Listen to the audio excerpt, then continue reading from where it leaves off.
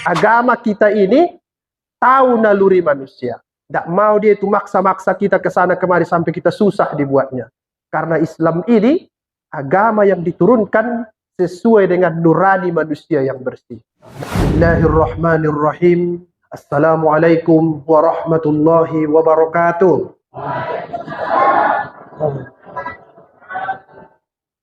Alhamdulillah wassalatu wassalamu ala Rasulillah alladzi man la nabiyya ba'dah. Yang saya hormati Bapak Ketua BKM dan seluruh jajarannya Masjid Riyadhus Shalihin. Ada pula saya lihat mahasiswa saya di sini, cuman namanya kurang-kurang ingat. Saya baru pertama kali di masjid ini dan saya baru tahu ini dari Google Map ada masjid di sini. Saya lebih sering ke Masjid Daud Ali yang di ujung sana. Terus pajak itu mentok, Pak. Habis jalannya ada Masjid Daud Ali namanya di situ. Baru ada Masjid Ramadan ya di depan sana. Rupanya ada masjid di sini, baru tahu saya. Alhamdulillah bisa bersilaturahmi dengan bapak-bapak, ibu-ibu sekalian. Bapak ibu yang saya hormati, saya lihat anak-anak kecil juga ada. Nah, ini penting ini untuk kita perhatikan. Jangan rusuh ya, ketua ya. Aman kan? Iya, bisa diamankan. Mudah-mudahan jadi anak yang soleh dan solehah. Amin. Bapak ibu-ibu yang saya muliakan, apa yang perlu diperhatikan di bulan Ramadan ini? Kalau kita buka-buka kitab-kitab hadis, kita putar-putar semua tuntunan Nabi tentang Ramadan, paling tidak beliau menggarisbawahi 3 hal yang harus kita lakukan. Nah, mudah-mudahan nanti bisa diingat. Saya akan coba jelaskan seringan mungkin masalah ini. Tidak susah seperti di kampus. Supaya bisa kita ingat. 1, kata Nabi. Di bulan Ramadan itu, perbanyak sholat sunat. Itu. Kalau begitu, Ustaz, tinggalkan sholat wajib. Bukan. Bukan itu maksudnya. Tapi ada pula memang terjadi, saya lihat, dia sholat tarawih, dia nggak sholat maghrib. Ada juga itu sebagian. Mungkin itu juga sebabnya di negeri kita ini saya lihat lebih ramai sholat sunat daripada sholat wajib. Betul itu? Ini Ustadz kalau subuh seperti ini nggak ramai jadi masjid kita ini. Mana lebih ramai? Sholat tarawih atau sholat subuh di masjid ini? Sholat tarawih. Dalam hati ibu itu, Ustadz nih kami udah datang pun ditakut-takutinya lagi. Bukan itu. Tapi sudah bagus. Cuman perlu kita perbaiki.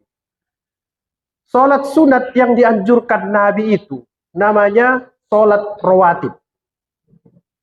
Apa itu Ustaz? Sholat rawatib itu sholat sunat yang mengiringi sholat wajib itu.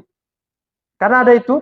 Misalnya sebelum subuh ada 2 rakaat. Kemudian sebelum zuhur, macam-macam riwayatnya, ada yang mengatakan 4, ada yang mengatakan 2. Yang penting ada, namanya itu qobliyah. Kemudian setelah zuhur juga ada. Sebelum asar ada. Kemudian sebagian riwayat sebelum maghrib ada. Misalnya itu Masjid Raya itu, ada itu sholat sunat sebelum maghrib. Di dekat rumah saya juga ada Masjid Al-Jihad, ada 2 rakaat sebelum maghrib. Tapi yang masyhur riwayatnya 2 rakaat setelah sholat maghrib. Kemudian 2 rakaat sebelum isya dan 2 rakaat setelah sholat isya. Paling tidak dengan riwayat yang macam-macam itu, dawamkan kata Nabi 12 rakaat. 12 rakaat. Apa fungsinya itu Bapak Ibu sekalian? Sholat wajib kita itu kadang tidak sempurna. Tidak sempurna. Jadi kalau kita sholat sunat, itulah yang menutupi kekurangan-kekurangannya itu. Itu 1. Perbanyak sholat sunat. Kalau di malam hari ada juga sholat sunat.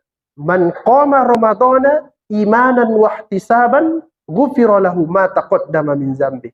Siapa yang mendirikan Ramadan, biasanya kalau Nabi menyebut qoma qiyamul lail, sholat itu biasanya isinya itu. Sholat. Salah satunya ini dia, sholat tarawih. Kalau itu dilakukan, ghufira lahu ma taqaddama min dzambi. Diampuni dosa-dosa kita yang sebelumnya. Jadi Jangan percaya dengan hadis yang mengatakan 10 hari Ramadan pertama itu adalah rahmat. Kemudian pertengahnya adalah maghfirah. Dan akhirnya adalah itkum minan nar. Itu hadis palsu. Hadis maudhu'. Sudah diteliti itu oleh pakar-pakar hadis. Yang betul bagaimana? Ghufira lahu ma taqaddama min zambi. Seluruh Ramadan itu dari hari pertama sampai hari terakhir namanya bulan maghfirah. Tidak bulan dibagi-bagi. Ada rahmat, ada maghfirah, itkum minan nar. Tidak begitu. Bulan keampunan. Kenapa begitu? Banyak dosa-dosa manusia yang diampuni di bulan Ramadan.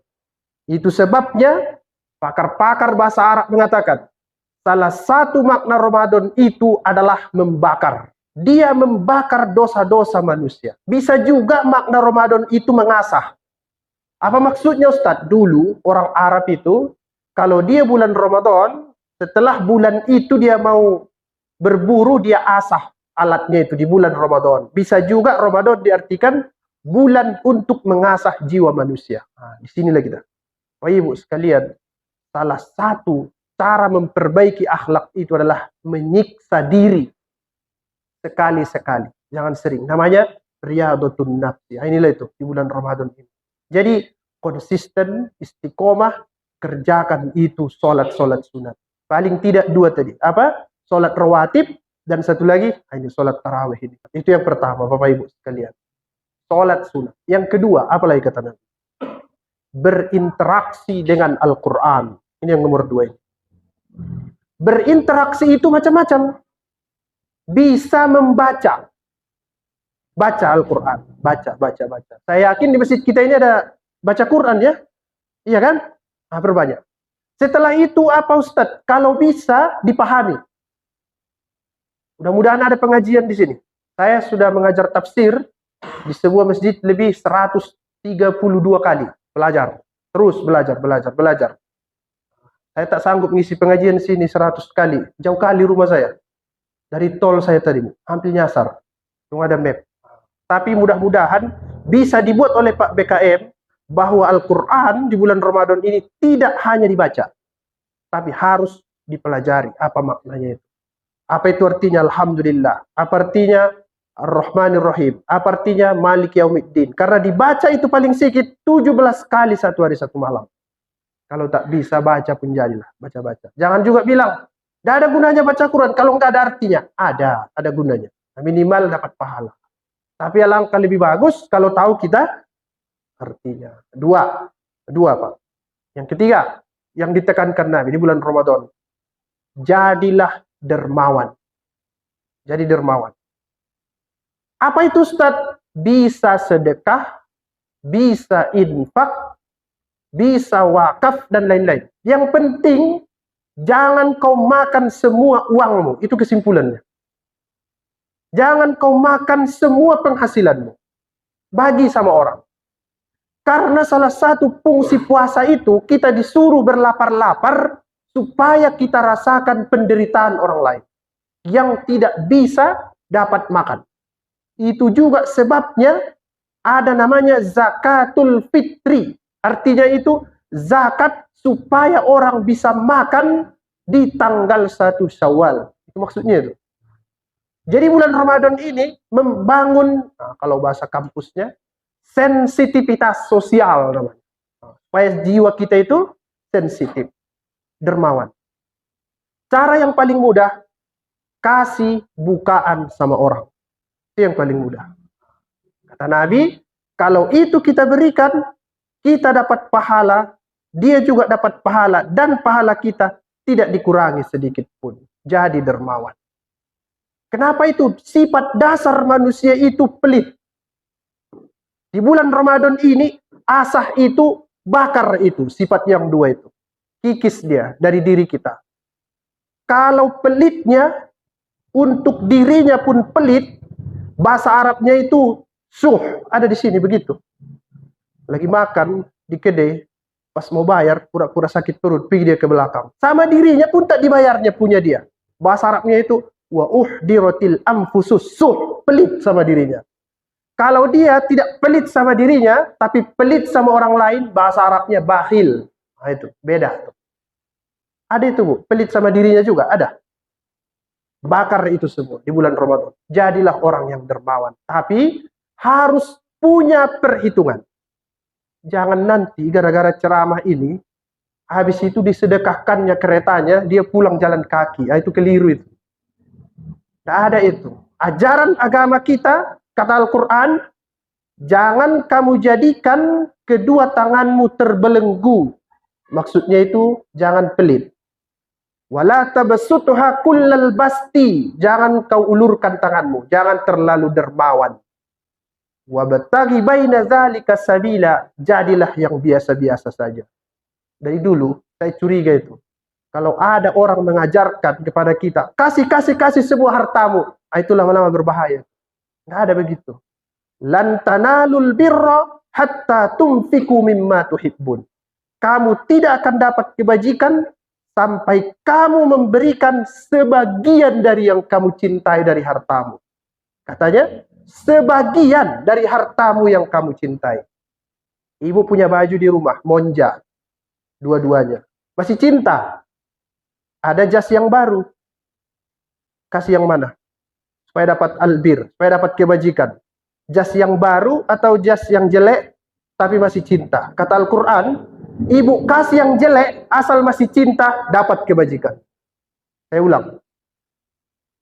Asal masih cinta, biarpun dikasih yang jelek, dapat kebajikan. Lan tanalul birra hatta tunfiku mimma tuhibbun. Jangan dipaksa. Ini baru dibelinya baju hari raya, disedekahkannya semua. Biar apa? Itu kata Ustaz ceramah tadi malam jadi dermawan. Nah, ada perhitungan. Agama kita ini tahu naluri manusia. Tidak mau dia itu maksa-maksa kita ke sana kemari sampai kita susah dibuatnya.